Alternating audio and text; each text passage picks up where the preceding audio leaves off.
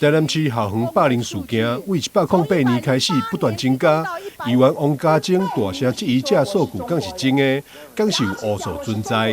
从108年提供到112年，截至113年5月31号的统计，市长您看得很清楚，这个数据，国小、国中、完全高中一路走来，几年下来，校园霸凌的数据是不断增加的，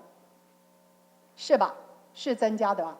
增加的霸凌数据是真实的数据吗？还是有很多黑数是我们不知道的，是学校把它遮掉的，是强势有权力的人把它吞进去，以免有碍校誉的。针对议员的批评，教育局长陈成辉也作出回应，表示市府为108年建立3不1有政策，学校只要有霸凌事件发生，就会马上通报。因为我们在108年呢，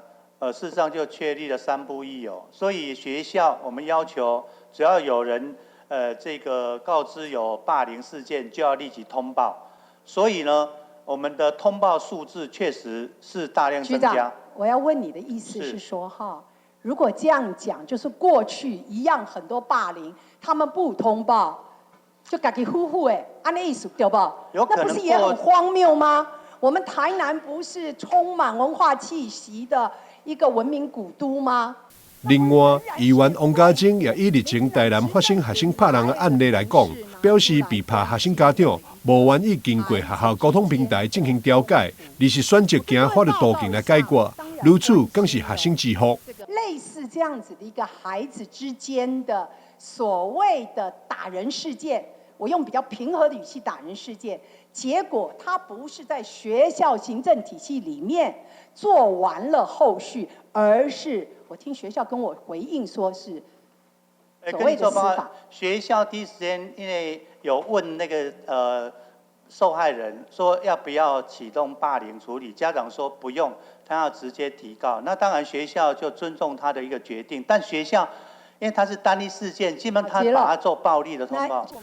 王家晶指出，台南市有281间国中小学，目前只剩36间学校有挂上利益廉耻的匾仔，要求学校应该挂回利益廉耻。市长黄伟哲回应，利益廉耻并无啥物无好，也毋是伊下令提掉的。黄伟哲讲，校训美德有真侪种，伊也尊重每一间学校家己的做法。记者张世伟采访报道。